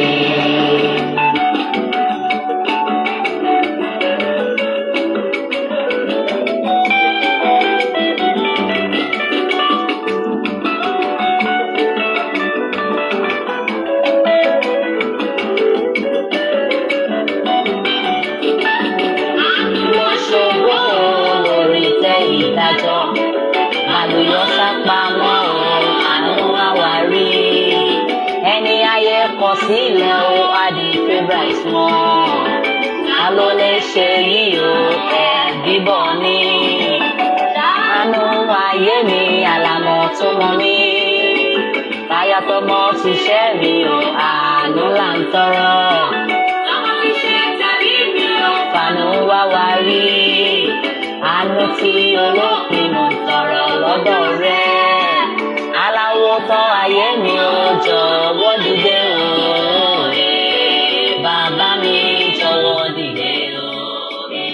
A dúpẹ́ lọ́wọ́ ẹ̀yin tí ẹ ti darapọ̀ mọ́ wa lórí ètò àwọn kérúbù ní ìrọ̀lẹ́ yìí 08165537283 ní nọ́mbà tí ẹ ní àǹfààní láti pè sí tẹ́ ẹ bá ti pè wọlé ẹ fẹ́ béèrè ìbéèrè kan lọ́wọ́ àlejò wa ẹ̀yin náà fẹ́ dá sétò ẹ fẹ́ kí wọn gbogbo àwọn tẹ́ ẹ bá fẹ́ ṣe yẹn tí bá yà ti pè wọlé a máa gbé ìpè yín lọ́wọ́lọ́wọ́ báyìí nọ́mbà tẹ́ ẹ ń wò yẹn lẹ ní àǹfààní láti pè sí. Lady Evangelist Olúyẹmí Ọmọba Láàfin àwọn ni àlejò wa lórí ètò tòní àánú ló kù mí kù kí ló mú orin yẹn wá o Iṣẹ́ ìránṣẹ́ náà ló mú wá. Bẹ́ẹ̀ ni iṣẹ́ ìránṣẹ́ téèyàn bá ti ń ṣe lọ́dún tó ti pẹ́ tí ò dẹ̀ mú kan mímọ́ Ọlọ́run. Ó yẹ kí iṣẹ́ ìránṣẹ́ yẹn ti máa sọ àwọn nǹkan kan tí nǹkan yẹn ò bá wáyé tí máa bóyá lórí ìdojúkọ àbí nǹkan kan ẹ mọ̀ ìrírí á gbé wá ìmísí Ọlọ́run ló dẹ̀ ti ìrírí yẹn lẹ́yìn fún mi torí iṣẹ́ ìránṣẹ́ mi ti ní ìdí mọ́tò. Bẹ́ẹ̀ ni Ọlọ́run á ṣe. Mo gbọ́ Ọlọ́run gbọ́. Ó ti ní ìdí jẹ́ẹ̀tì gan pàápàá báyìí. Mo ti ní ìdí band bus bí mo ṣe wà yìí. Bẹ́ẹ̀ ni iṣẹ́ ìránṣẹ́ ti tó bẹ́ẹ̀ ó ti tó bẹ́ẹ̀ ó ti tó bẹ́ẹ̀ òun ló bí orin àánú ló kù mí kù. Kódà láti bí ọdún bíi 3 sẹ́yìn lọ́lọ́run ti fún wa lórí ọ̀fẹ́ tá a ṣe nǹkan kan pa ẹ̀. Last year mo ṣẹ̀ṣẹ̀ lọ record ẹ̀ ní studio mo dẹ̀ ti ń kọ́ káàkiri program káàkiri. Ọlọ́run á dìde ìrànlọ́wọ́ mo fún wa. gbọ́ Ọlọ́run gbọ́. Ìwà àwọn ọmọlẹ́yìn sí aṣíwájú. Ibi ọ̀rọ̀ lálẹ́ mọ́rọ̀ lọ yẹn. Ìwà àwọn ọmọlẹ́yìn sí aṣíwájú. Bẹ́ẹ̀ ni sà. Kí ni ojú ìwòye yín? Báwo ló ṣe ẹ mú wa wọnú ìrìn àjò yẹn láàrin ìṣẹ́jú? Ìrírí yẹn ti ẹ̀ pọ̀. Kódà tí bá tẹnu bọ̀ ń sìn ilẹ̀ máa ṣú wa síbí. Ẹ kàn tẹnubọ díẹ̀ ń bẹ̀. Ẹ̀gbọ́n mi àgbà olórin kan náà ti kọrin aláyọ̀. Wọ́n ní gbogbo ọmọọṣẹ́ ló fẹ́ dọ̀gá kíákíá. Bẹ́ẹ̀ ni tó bá dọ̀gá yẹn tán wọn ò ní okun àti ipá pẹ̀lú agbára pàtọ́gbọ́n pẹ̀lú ìmọ̀ àtòye tó fẹ́ fi dúró nípò yẹn ní tó máa ń tètè ń já wọn bọ́ nìyẹn. Ọmọọṣẹ́ mi tó bá dénú band lẹ́yìn bó ṣe fẹ́ jẹ ju ọ̀gáṣẹ́ lọ eré ẹ̀ ló fẹ́ sá. Bẹ́ẹ̀ ni bó ṣe fẹ́ já ẹ lólè eré ẹ̀ ló fẹ́ sá. Bọ̀ tí wọ́n wá dúró pé because kọ́nù ṣàṣàánú wa ó ní fẹ́ kọ́ máa kà á fún ẹ àìdẹ̀fẹ́ kọ́ máa kà á fún ẹ ìgbà míì wá wọn lè má bá tiẹ̀ mu àbí sáwọn wà pálapàla tí ò bá sí lọ́wọ́ èèyàn tọmọṣẹ́ bá ń wúrú wà yẹn tó dẹ̀ fẹ́ kọ́ fìrẹ̀ kú rẹ̀ lára ẹjọ́ ṣíyàn ní yẹ ẹsẹ̀ fún wọn ṣíyàn ní lé wọn dànù. wọ́n sọ pé òjò nítorí Ọlọ́run bá mi ṣiṣẹ́ ìránṣẹ́. má bá ṣe ìránṣẹ́ mi jẹ́ torí kó o tó dé lọ́lọ́run ti ń lò mí ìwọ òdẹ̀lẹ̀dẹ́ kò bàjẹ́ lọ́sàn-án gangan ó bẹ́ẹ̀ kó tètè pọ̀ sókè ìrajà. aṣíwájú ní ẹ̀tọ́ láti sọ fún ọmọọṣẹ́ pé súnmọ́wájú má bá ṣe ìránṣẹ́ mi jẹ́. bẹ́ẹ̀ ni ẹ rí ọmọọṣẹ́ mi nípa ọ̀rọ̀ ẹ̀yìn mo tẹ̀lé náà ọmọ báńkì kan gbà kan sà ìrírí pọ̀ olórin nìwọ náà àwọn ọmọ báńkì tèmi wá ló fẹ́ kó mọ́ra gẹ́gẹ́ bí olórin ẹgbẹ́ mi tó tẹ̀ tó wa lọ́jọ́ orí nígbà yẹn wọ́n ti ń gun mọ́tò èmi Ọlọ́run ṣàánú ni bọ̀ ṣe rí láyé yìí kò sẹ́ńtà mi wò lè dé bá kò sẹ́ńtà mi wò lè dé bá torí ẹ̀ pé tọ́lọ́run bá tó ẹ̀ sí kó máa dúpẹ́ má rẹ̀ ẹnikẹ́ni jẹ má ṣe lára ẹlẹgbẹ́ ẹ̀ má dẹ̀ ṣọ̀tẹ̀ ẹnikẹ́ni tó bá yẹ pé ọ̀tẹ̀ àti lára ló ṣe fẹ́yàn kan tó fi gòkè ọ̀tẹ̀ àti lára ẹ̀ máa padà já ibọ́ tó bá yà láyé ó máa padà já bọ́ ó máa padà jẹ́ èèyàn bọ́ ó máa já wọn bọ́ mi ì sọ̀rọ̀ púpọ̀ sà bọ̀ ojú ti rí pẹ̀lú àwọn ọmọọṣẹ́ tèmi ni pé mi ò lẹ́mi wàhálà tíwà ẹ̀ bá ti bá tèmi mu. bẹ́ẹ̀ni sà. ẹ lẹ́mi wàhálà ẹ̀ lágbájá. èmi ò lágbájá. wíwà ni ò bá ti jọra wọn. kó tún ṣe òkè. ó ní àǹfààní láti tẹ̀síwájú. bẹ́ẹ̀ni kó lọ bẹ́ẹ̀ lómi. tó bá lè gbà nǹkan tẹ̀mí ń gbà. kó lọ jẹ fada jíò síbò. bẹ́ẹ̀ni àbí ó dẹ̀ ti jẹ mọ́dá jíò gan. bẹ́ẹ̀ni kò sí oúnjẹ tó lè fi lọ. Ọlọ́run alààyè á túbọ̀ ràn wá lọ́wọ́. àmín Jésù sà. ìwà àwọn ọmọọṣẹ́ Ọlọ́run kó túbọ̀ ràn wá lọ́wọ́. Ọlọ́run ò ní dójú tì wá. ṣé ẹ máa ń kọrin láwọn bíi ìsọjí ìṣòro àjọ̀dún káàkiri bẹ́ẹ̀ yẹn kí ni nọ́mbà wo làwọn èèyàn lè pè yín sígbàkigbà tí wọ́n fẹ́ pè yín. 070 34 86 11 28 ẹ bá mi pè lẹ́ẹ̀kan sí. 070 34 3486 1128 nọ́mbà àti ẹ ní àǹfààní láti pe Lady Evangelist Olúyẹmí ọmọọba láàfin sí nìyẹn nígbàkigbà tí ẹ bá fẹ́ pè wọ́n ẹ lè pè wọ́n fún iṣẹ́ ìránṣẹ́ ọ̀rọ̀ Ọlọ́run nínú ìjọ yín ẹ lè pè wọ́n fún iṣẹ́ ìránṣẹ́ orin ẹ̀mí iṣẹ́ ìránṣẹ́ orin ẹ̀mí gangan òun ni màmá wa gbé dání ẹ lè pè wọ́n fún yẹn ẹ jẹ́ kí n mú orin ẹ̀mí ìwá sí ti gbọ́ yín jẹ́ kí n mú lè wá. títóbi ni Ọlọ́run ní alágbára ó máa láfiwé ká tó dá ayé ká tó dá ọ̀run ló ti wá ló ti ń jọba o ìwọ Ọlọ́run àná Ọlọ́run òní Ọlọ́run ọjọ́ gbogbo kábíyọ̀ òsì láyé kábíyọ̀ màsí lọ́run mo wọlé mo bá kúrókúró níwájú rẹ mo ṣèbàrẹ̀ Ọlọ́run arúgbó ọjọ́ kábíyọ̀ òsì o bàbá olóko dídán òun mo ṣe ìbàrẹ̀. ta ló rọ́bà fi yẹ́yẹ́ ta ló rọ́bà fi ta ló rọ́bà fi ọ̀ ta ló rọ́bà fi. tó fẹ́ wẹ̀ lódò tapá titan rẹ̀ á rẹ̀ sínú omi. Ológo dídán orílẹ̀ ṣeun oníkọ́kọ́rọ́ ayé ajagun ńlá ọgbálẹ̀gbàràwé òṣèrànlọ́ba kárí òṣè tìgbẹ̀dẹ̀ ṣẹ̀dá ìpín tó mọ́ rí mi ológo dídán mo ṣe bá rẹ̀. Agbára kí lọ́ba yẹn ní níwájú ọba tó fọba lójú ọba. Wow. Ipá kílẹ̀ ènìyàn ní lójú ẹni tó dá ènìyàn tó fi wá jọba lórí ẹranko. Gbẹ́dọ́gbẹ́dọ́ bá gbẹ́gi tójú tàkókò. Tí gbọ̀ndògbọ̀ndò bá gbọ̀ndò tójú tí kèrègbè. Tọ́pọ̀lọ́ ló ń lọ́ba sílẹ̀kẹ̀ nínú omi. Ẹyẹ ìdí tó gbọ́n yẹ fò sókè garaga. Iṣẹ́ orírọ̀ wọn ò ní ṣeé ṣe bí wọn ò fi ti bàbá ṣe. Tẹnu kọ́ tètè bọ̀lì kan wọ́n ní báwo ni mo ṣe ṣe. Aróhùn ṣodo mi gbòmù wẹ. Musọ́nsọ́ mi wùsọ kò ṣaṣọ́hún. Àkèrí ayé mi yọ̀ láyọ̀ jù kò tiẹ̀ fapá dá rárá. Ọmọdé mi relé olódi ó dẹ̀ tún mórí dé.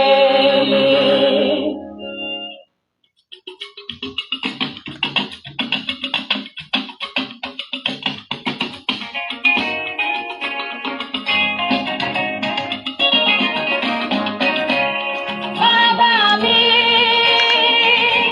onílé ọlá. Bàbá mi, onílé ọlá, ẹni ò mọ bàbá ló ní tọ́lọ́run bá wò.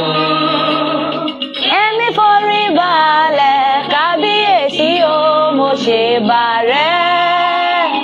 Ẹni forí balẹ̀ kábíyèsí o mo ṣe bà rẹ̀. Bàbá mi onílé ọlá. Bàbá fi rí gbọ́ mojú rẹ̀. Bàbá mi Arógun lọ́nà fẹ́ arógun lọ́nà ṣe. Onílé káyà káyà. bàbá tó ní tọ́lọ́run bá wò. Ẹni forí balẹ̀ kábíyèsí o.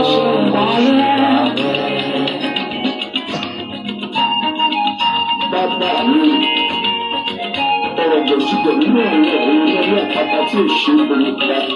Ọlọ́run àwọn àpọ́sítélì èmi forí balẹ̀ rẹ̀. Mo mọ rírì rẹ̀, ọba tó fọ̀bàyé jẹ́. Mo mọ rírì rẹ̀, ọba tó rọ̀bà lóyè. Arógun gbógun mi, àgbọ̀ kẹ́kẹ́ ogun màmá ṣojú. Bàbá mi onílé ọlá. Bàbá mi Onílé ọlá, ẹni ọmọ bàbá ló ní tọ́lọ́run bá wò. Ẹni forí balẹ̀ kábíyèsí o mo ṣe bà rẹ̀. ètò ohùn àwọn kérúbù ló ń lọ lọ́wọ́lọ́wọ́ lórí Facebook níbi tí a ti wà pẹ̀lú màmá wa nínú Olúwa Lady Evangelist Olúyẹmí ọmọọba láàfin tí a ti ń ṣàgbéyẹ̀wò iṣẹ́ ìpè orin tí Ọlọ́run gbélé wọn lọ́wọ́. Èyí tá a gbọ́ tán yìí bàbá mi onílé ọlá ohun èèyàn méjì ló wà ńbẹ̀. Báwo ló ṣe jẹ́? Ohun obìnrin lámọ̀ tó lórin. Ohun tọkùnrin tá a tún gbọ́ ńbẹ̀. Báwo ló ṣe jẹ́? Àbọ̀kọyìn lẹ́ni tó. Kódà dádì ò jẹ́ mọ́rin kọ́ rárá. Ẹ borí yẹn Ọlọ́run fi rán wọn. Àánú màrí gbà olóòtú. Ẹ̀gbọ́n mi aláàánú ni wọ́n. Wọ́n tún jẹ́ kí n rí àwọn ìràwọ̀ olórin ní ọ̀nà tó yàtọ̀.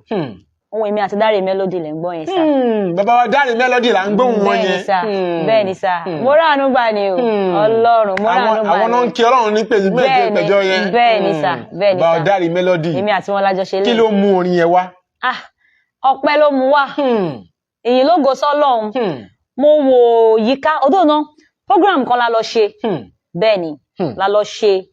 Mo fi opportunity kí Ayọ̀lá Empire Records, Ayọ̀lá Empire TV. Mo fi àsìkò yìí kí wọn o. Torí àwọn ló gbé wa lọ ṣe program yẹn ní Ìkòròdú ní April ọdún yìí. Dublin làwọn wà o. Bẹ́ẹ̀ ni olóore mi ni aláàánú mi ni ọ̀rẹ́ mi ni pàápàá. Bẹ́ẹ̀ ni Ayọ̀lá mo kí wọn dáadáa. Àwọn ló gbé wa lọ ṣe online praise ní Ìkòròdú. Bẹ́ẹ̀ ni àwọn feature Bradare nínú praise yẹn. Láti bẹ̀ mo yẹ minister ni bọ̀dá mi kọ́ ni. mo láìkì ẹ̀bùn yìí bẹ́ẹ̀ ni ṣe ń kọrin ó ń kọrin bí olórin tó lóye bẹ́ẹ̀ ni ẹ gbọ́dọ̀ lọ Abẹ́òkúta lónìí bẹ́ẹ̀ ni a dẹ̀ padà sọ́dọ̀ wọn lọ́jọ́ yẹn àtẹ̀mí àwọn backups àtọkọ mi ọ̀dọ̀ kódà ilé ìbàdàn dáre lásùn mo tún rí wọn yàtọ̀ bí àwọn star bápa wọn ṣe mọ wà lókè ní gbẹkẹnẹ kí lè kọ ẹlòmíì tí ò jẹ́ kankan ládùúgbò ẹ̀ lásán ní street ẹ̀ lásán kò jẹ́ kankan nu church tó ti ń ṣe sí gan ká máa sọ street débi tá a máa sọ town ká máa sọ country tó máa sọ èdè nǹkan bàbàrà báyìí wọ́n simple gan. ìyẹn bàbá wa Dáre Melody. very humble wọn ṣe ìgbéraga rárá àrọ́jọ́ kejì báyìí aláǹtí studio bẹ́ẹ̀ ni studio wọn gan láti record everything mo ráàánú gbà ní mi gan lẹ́yìn kan máa pè ní ọmọ tó ráàánú gbà. ìyẹn ni pé studio wọn lẹ ti ṣe orin tí bàbá mi onílé ọlá yìí tẹ́ ẹ gbọ́ tán ẹ̀ láti kọlà láti ṣe. bẹ́ẹ̀ ni sà bẹ́ẹ̀ ni sà. Ọlọ́run alààyè yóò túbọ̀ wà pẹ̀lú wọn. àmín Jésù àmín Jésù. ẹ̀kọ́ wo lẹ fẹ́ ká kọ́ nínú iṣẹ́ ìrànṣẹ́ orin gbogbo àwọn ènìyàn tó ń wò nílé. ẹ̀kọ́ tí mo fẹ́ ká kọ́ kò sí iṣẹ́ ìrànṣẹ́ tó easy tó dẹ̀ smooth tó bá yẹ pé Ọlọ́run ló pè ẹ́ o èmi ò sọ̀wọ́ tó yẹ pé o jára ẹ o along the way àbí tó yẹ pé ó ti yẹ yín sà ó ti jọ yẹ gbogbo wa ẹ tó yẹ pé Ọlọ́run ló pè ẹ́ lóòótọ́ o wà á rí àmì wò. tó dẹ̀ yẹ pé ìpè ló dáhùn sí. ìpè ló dáhùn sí wà á rí ìrírí tó pọ̀ wà á rí oríṣiríṣi nǹkan ló máa là kọjá bẹ́ẹ̀ ni ìmọ̀ràn mi fún àwa táwọn alẹ́ ni pé ní sùúrù má dẹ̀ dákẹ́ àdúrà. ní sùúrù má dẹ̀ dákẹ́ àdúrà. má dẹ̀ dákẹ́ àdúrà. tó o bá ti mọ̀ pé ìpè ni. bẹ́ẹ̀ ni má dákẹ́ àdúrà kò dẹ̀ ní sùúrù kó gba Ọlọ́run tó pè é yẹn kó gbàgbọ́ tó bá pẹ́ tó bá yá ó máa dún dẹ̀ máa dáhùn fún. ó máa dún dẹ̀ máa dáhùn tó bá pẹ́ tó bá yá ká ní sùúrù. kódà kó má ì tí ì dùn gan ṣé láwọn tó ń wò pé tọ́tẹ̀ wà náà ayé gan tó bá ń gbà wọn nǹkan tó ṣe bó ṣe wà nínú ẹ̀mí pẹ̀lú Ọlọ́run wọ́n á máa appreciate ẹ̀ gan wọ́n á wò pé bo ní lágbájá ì ti ń rí àwọn nǹkan tó ń kọ ẹ̀ níbo ló ti láwọn nǹkan ìjìnlẹ̀ tó ń ṣe yìí torí ọ̀rọ̀ ẹ̀gan ò ní yé wọn ìyẹn ẹni tó bá wà nínú ìlànà tẹ̀mí Ọlọ́run torí bó ṣe ń gba orin gan òye ò ní yé wọn gan wọ́n lè sọ pé ó ṣawo wọ́n lè lo tẹ́ǹdì wọ́n lè lo ṣẹ́fá kò sí nǹkan tó lè pè kò sórúkọ oríṣi tó lè pè ẹ́ tán tó rántí mọ̀ pé ó wúwo lọ́wọ́ bẹ́ẹ̀ ni sà ní sùúrù kò dẹ̀ má dákẹ́ àdúrà. ká má dákẹ́ àdúrà. bẹ́ẹ̀ ni sà. 08165537283 nọ́mbà tí ẹ ní àǹfààní láti pè sí 08165537283 ní nọ́mbà tí ẹ ní àǹfààní láti pè sí a máa gbé ìpè yín lọ́wọ́lọ́wọ́ báyìí tẹ́ ẹ bá ti pè wọlé nítorí pé a ti fẹ́ kó lórí ètò nìyẹn kó má di ẹ jáde kẹ́ wá wo kò dìgbà tá a bá ń lọ tán kò má darí yanjiyàn kò dìgbà ẹ jáde kẹ́ wá wo àti wà ń ta báyìí bẹ́ẹ̀ bá fẹ́ bá màmá wa sọ̀rọ̀ abẹ ní nǹkankan tàbí òmìnira tẹ́fẹ́ bá wọn sọ ní àǹfààní láti pè sórí nọ́mbà yìí 08165537283 Lady Evangelist Olúyẹmí ọmọọba láàfin àwọn ní àlejò wa lórí ètò tòní tí à ń ṣe payá àwọn ọ̀rọ̀ kan tàbí òmíràn tó ní ṣe pẹ̀lú ìpè wọn ẹ ṣe tẹ́ darapọ̀ mọ́ wa. hello ẹ kúrò lẹ́ sà. yes sir kí lorúkọ àti bọ́lẹ̀ tí ń pè wá sà. orúkọ tèmi ni Imperial Abiodun. ẹ káàbọ̀ sórí ètò láti bọ́lẹ̀ tí ń pè sà. láti ṣòyọyè bá lè rí kúlẹ̀ orílẹ̀. ok ẹ káàbọ̀ sórí ètò. ẹ kúrò lẹ́ sà. yes sir ẹ káàbọ̀ sórí ètò sà. ẹ kúrò lẹ́ sà. Olúyẹmí ọmọ Aláàfin. ẹ ṣé gan sà ẹ ṣé mo dúpẹ́ sà. àbẹ́rẹ́ máa gbà ó. àmín Jésù sà. òní òní ti ẹ̀yẹ mi o. àmín Jésù. ibi tó fẹ́ dé níbi ògo ọmọ mẹ́fọ́ dábẹ́. àmín Jésù Kristi. mo ń tẹ̀lé látàárọ̀ ohun tó wù. a wà pẹ̀lú yín sà. òkè ẹ̀kú iṣẹ́ o. yes sir ẹ ṣé sà. ẹ ṣé gan sà. ní ṣíṣe lágbára. àmín Jésù. Yẹmí. yes sir. ẹ̀dọ́ àmà ga. àmín bẹ́ẹ̀ ni bẹ́ẹ̀ ni sà. olóhùn kan lè máa sọ nípa ẹ̀. àwọn náà ní tiwọn. kí wúrà tó ṣe wọ̀ ó lànà kọjá bẹ́ẹ̀ ni sà. ògo tẹ̀wá láti tó rọrùn. bẹ́ẹ̀ ni sà. ọlọ́mọ máa sọ fún yín. gẹ́gẹ́ bí jáde àdìváísà fún ẹ nínú báńdì ẹ̀ ògo wà láti tó rọrùn. bẹ́ẹ̀ ni sà. yóò ní tiẹ̀. àmín Jésù. àmín Jésù. àmín Jésù. àwọn sẹ́ráfù. bá wà pẹ̀lú bàbá. àmín Jésù sà. àmì Jésù ẹ ṣé gan sà. ẹ ṣé púpọ̀ bàbá wa inú wa dùn Ẹ ṣé gan sà. inú wa dùn àbí àdúrà bí àwọn àmọ̀ràn báyìí náà làwa náà fẹ́ kó lè máa jẹ́ kí ayé wa tẹ̀síwájú pé kí làwa mọ̀ kí lọmọdé wa mọ̀ ẹ ṣáà máa fún wa ládùúrà kẹ́ẹ̀dẹ̀ máa gbà wá lámọ̀ràn màmá wa jẹ́ kí n mú ìbéèrè wa kẹ́ẹ̀ tó máa lọ. Okay sà. Gbogbo àwọn sírú àwọn ẹ̀bùn báyìí wà lákàtà àwọn èèyàn a tún ní ìpè mìíràn orin yẹn hello ẹ kúrọ̀lẹ́ mà. ẹ kúrọ̀lẹ́ mà. Yes sir. ẹ kúrọ̀lẹ́ sà. ẹ kú tẹ̀síwájú ẹ kú. Yes sir. tẹ̀síwájú ẹ kú ṣolúwa o. Yes sir. Kí lórúkọ yín àti bọ́lẹ̀ tí ń pè wá sà? Orúkọ mi ni Reverend Dr. Adébísí Adémọ́lá Adébọ̀wálé láti Òṣogbo. Ẹ káàbọ̀ sórí ètò sà bàbá wa láti Òṣogbo. À ń gbọ́ yín sà. Tí a tún pè ní wò ní ìrànlọ́wọ́ láyé dòkítà. Ẹ káàbọ̀ sórí ètò à ń gbọ́ yín sà. À ń gbọ́ yín sà. Inú mi dùn láti join program ilé mi. Yes sir. Inú mi dùn láti gbọ́ program ilé mi. Inú mi dùn pẹ̀lú ìmísí Ọlọ́run tí ó wà nínú rẹ̀. Ẹ ṣé gan sà. À ń gbọ́ yín sà. Ní orúkọ Jésù Ọlọ́run á máa fún iṣẹ́. Àmín Jésù Kristi. Mo ní inú mi dùn láti jẹ́ program ní ẹjọ́ níbo ni iléeṣẹ́ yìí wà jọ. Ẹ ní àǹfààní láti pè wá lẹ́yìn ètò nọ́mbà tí ẹ pè sí yẹn ni kẹ́ fi pè wá lẹ́yìn ètò bàbá wa ẹ ní àǹfààní láti pè wá lórí ètò nọ́mbà tí ẹ pè sí yẹn lẹ ní àǹfààní láti pè sí lẹ́yìn ètò ẹ ṣàpè wá a ó dá yín lóhùn lẹ́yìn ètò ẹ ṣe púpọ̀ bàbá wa àwọn ìpè yìí wọ́n pọ̀ púpọ̀ àwọn pè púpọ̀ wọ́n pọ̀ púpọ̀ ẹ má bínú o lẹ́yìn ètò ẹ ṣàpè wá 08165537283 tẹ́ ẹ bá ti pè wọlé ẹ yí fọ́lùmù kí n tẹ́ fi ń wò wá sílẹ̀ ẹ yí sílẹ̀ a tún ní ìpè mìíràn hello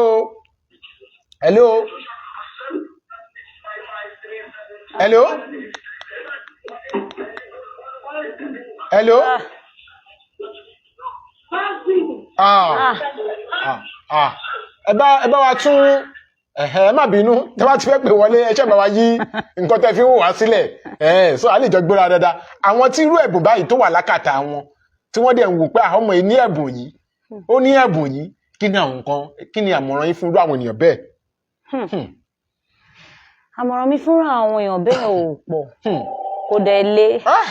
Tẹ́ ẹ bá ti ń pè wọlé wọn bá wa yí kinní yẹn lẹ̀ hello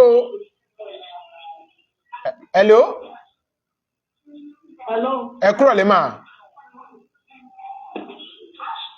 à ń gbọ́ yín ẹ kúrọ̀lẹ́ ẹ kúrọ̀lẹ́ mà ẹ kúrọ̀lẹ́ mà o. Yes ma kí lórúkọ yín àti bọ́lẹ̀ tí ń pè wá. Kí lórúkọ yín. Ẹ káàbọ̀ sórí ètò mà. Ọ̀rẹ́ mi dáadáa nìyẹn ẹ ṣé gan ma o. Láti bọ́lẹ̀ tí ń pè wá.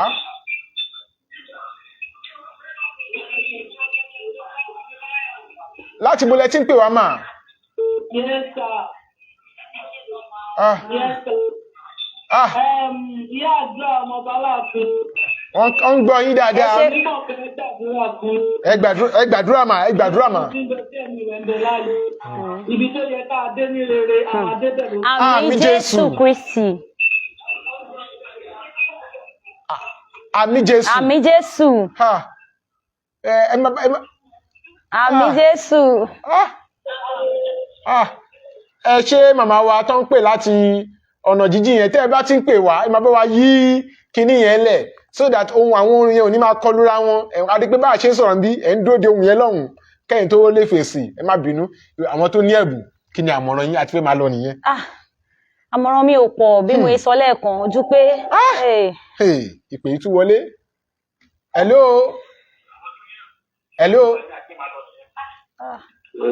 ẹ kúrọ̀lẹ́ sà. Yes sir ẹ kú àtàárọ̀ sà. Àmín kí lórúkọ yín àti bọ́lẹ̀ tí ń pè wá sà. Orúkọ mi ni Prophet Adéyẹmí Richard Adámokòkò. Ẹ káàbọ̀ sórí ètò sà. Ẹ kúrọ̀lẹ́ sà. Ẹ kúrọ̀lẹ́ sà. Ẹ kú iṣẹ́ Olúwa sà. Àmín Jésù. Àmín Jésù. Ó ti dára fún lórí. Àmín Jésù. ọmọọba láàfin ẹ ò rí ṣe o. àmì Jésù bẹ́ẹ̀ ṣe ń gbìyànjú pé kó dára yóò dára o. àmì Jésù òkè lẹ máa lọ. àmì Jésù Kristi ọwọ́ yín á kàn. àmì Jésù orí yín á kàn. àmì Jésù Kristi a ò ní tẹ́lẹ̀ ìgbóyún bá. àmì Jésù. mo ní kémi náà pè yín ní. ẹ ṣe púpọ̀ bàbá wa ẹ ṣe púpọ̀ inú wájú pé darapọ̀ mọ́ wa lórí ètò ẹ ṣe púpọ̀ bàbá wa ẹ ṣe púpọ̀ bàbá wa ẹ ṣe púpọ̀ inú wájú púpọ̀ àmísà ẹ ṣe sà ní ṣókí ó yá ẹ jẹ́ ká nítorí pé àkókò yẹn bá wa ṣọ̀rẹ́ mọ́ ó yá. nǹkan tó fẹ́ sọ náà ni pé kó ní sùúrù náà ni kó dẹ̀ gbọ́ ohùn Olúwa kó gbọ́ ohùn Olúwa bẹ́ẹ̀ ni tó bá dẹ̀ ní sùúrù because ṣe ríṣẹ́ yìí ó gbọ́gbọ́n ó gba sùúrù tó pọ̀ ó dẹ̀ gba kíyàn ní ìpamọ́ra bẹ́ẹ̀ ni kó má lọ jẹ́ pé ìwọ̀n wọra tó bá fi gòkè lọ́ máa padà fi já ẹbọ kó o dẹ̀ mọ abẹ́ ìpè tó fẹ́ gbéṣẹ́ ìránṣẹ́ ẹ̀ sí. kíyàn máa bẹ́ ìpè tí wọ́n fẹ́ gbéṣẹ́ ìránṣẹ́ sí. bẹ́ẹ̀ ni ìsàyẹn gangan tún ní ṣe pẹ̀lú ọ̀rọ̀ ayé yàn. ìpè tí wọ́n fẹ́ gbéṣẹ́ ìránṣẹ́ yàn sí yẹn ó ní nǹkan ṣe púpọ̀. ó ní ṣe bẹ́ẹ̀ ni bẹ́ẹ̀ ni kó o máa bẹ́ ìpè tó fẹ́ gbéṣẹ́ ìránṣẹ́ ẹ̀ sí. Ọlọ́run alààyè yóò tún wà pẹ̀lú wa àmín Jésù. ẹ bá mi pe nọ́mbà yín lẹ́ẹ̀kan sí fún àwọn ènìyàn. 070 070 34 34 86 86 11 11 28 28 ẹ bá mi pè lẹ́ẹ̀kan sí o. 070 070 34 34 86 86 34 86 34 11 a tún ní 28. pè mìíràn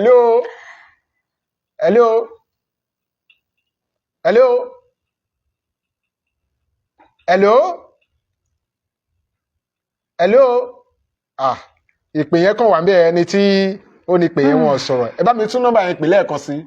070 070 34 34 86 86 11 11 28. 28 Yes, sir. ẹ bá mi tún pè lẹ́ẹ̀kan sí. 070 070 34 34 86 86 11 11 28. 28 nọ́mbà tí ẹ lè pe màmá wa Lady Evangelist Olúyẹmí ọmọọba láàfin sí ni nígbàkigbà tí ẹ fẹ́ pè wọ́n.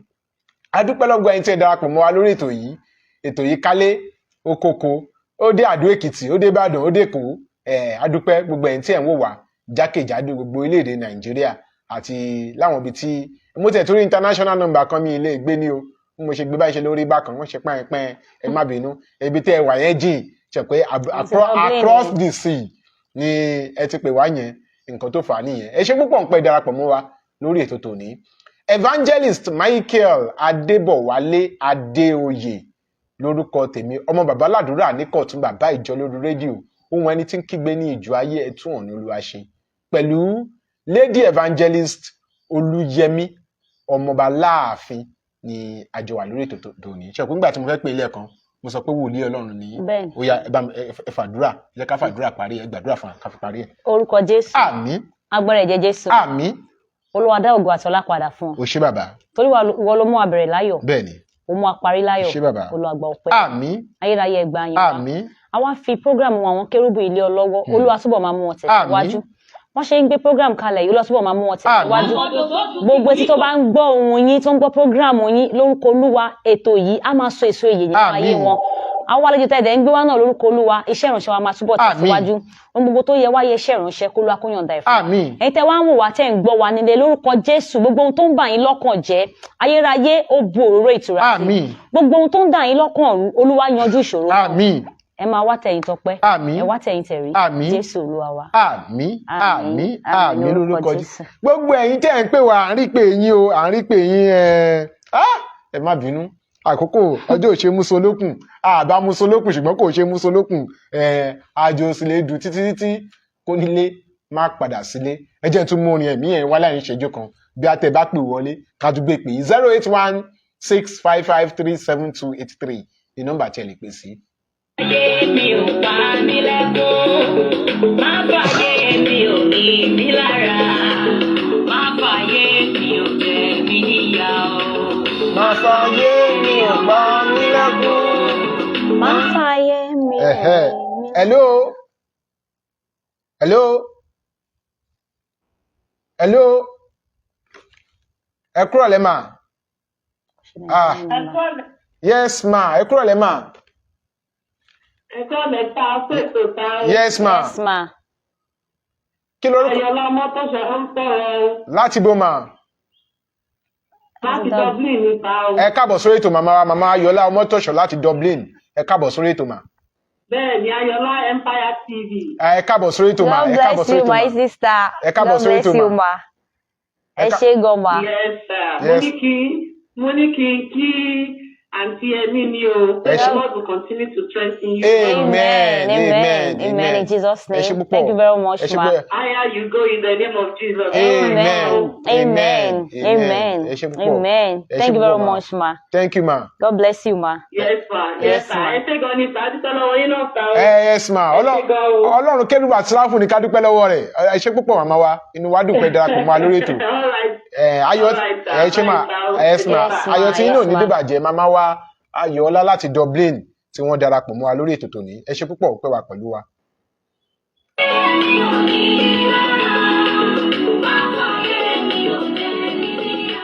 Ẹ jẹ́ ká máa fèyí ṣe lọ lórí ètò ohun àwọn kérúbù lónìí. Ọlọ́run ti dá wa láre, ó sì ti tì wá lẹ́yìn, ó ti jẹ́rìí ara rẹ̀ nínú ayé wa. Gbogbo àwọn orin tó jáde látọ̀dọ̀ màmá wa Lady Evangelist Olúyẹmí Ọmọọba Láàfin, gbogbo ẹ̀ ní kẹ́ ṣáà pè wọ́n sí orí nọ́mbà tí a fi fún yín yẹn. Ẹ pè wọ́n sórí nọ́mbà yẹn, tẹ́ ẹ bá ti pè wọ́n sórí nọ́mbà yẹn, ẹ máa rí àwọn orin yẹn gbà. Ẹ pè wọ́n fún iṣẹ́ ìrànṣẹ́ praise night, concert, crusade, ẹ pè wọ́n àjọ̀dún tẹ́ fẹ́ kó orin dunlẹ̀ ńbẹ̀, orin ẹ̀mí tó lágbára gidi tẹ́ fẹ́ kó dunlẹ̀, ẹ pè wọ́n, tẹ́ bá ti pè wọ́n, wọ́n ò jẹ yín àbí ẹ̀ ní jẹ wọn. Iṣẹ́ wo náà la tún gbà? Kọ́kọ́ fún mi 10 million naira, bí 20 million naira. Lílọ ni. Èmi náà wà sọmọ yín lẹ́sẹ̀, wọ́n di media consultant àpapọ̀ dúdú. Lórí owó táwọn àjọpín ní pínpín lájọpín. Pínpín ni sà pẹ̀lú ọgbọ́n. Ọdún pẹ́lú ọlẹ́yìn kan máa fèyí ṣe lọ́wọ́ màmá wa Lady Evangelist Olúyẹmí Ọmọọba Láàfin. Àwọn ni àlejò wa lónìí. Evangelist Michael Adébọ̀wálé Adéoyè lórúkọ tèmi. Nọ́mbà tí ẹ̀ ń wò yẹn tẹ́ pè sí yẹn lẹ́ láǹfààní láti pè mí sí nígbàkigbà tẹ́ fẹ́ pè mí. Òun náà ní WhatsApp ẹ ṣáà ti pè mí, ṣùgbọ́n má pè mí lóòrùn gbà máa ń bá wà lẹ́gbẹ̀ẹ́ mọ́mì nílé. Àtúní pè mí náà. Hello. Hello. Hello. Hello. Ó rí bákan. Ẹ jẹ́ ká máa fèyí ṣe lọ lórí ètò ohun àwọn kérúbù kọ́lọ́run alààyè kó ràn wá lọ́wọ́ títí a ó tún pàdé nígbà mìíràn. Evangelist Michael Adébọ̀wálé Adéoyè lórúkọ tèmi, ọmọ bàbá ládùúrà ní Kọ̀tún bàbá ìjọ lórí rédíò. Ohun ẹni tí ń kígbe ní ìjọ ayé ẹ̀tún ọ̀nà Olúwa ṣe kálàáfíà Ọlọ́run alààyè kó wà pẹ̀lú wa àmín àti Jésù. màmá wa títí a ó fi pàdé nígbà Àmín mìíràn. Jésù. Shalom. Kristi. Shalom. Shalom. Olúwa lorúkọ rẹ̀ ti ní ìtò ní gbogbo ayé.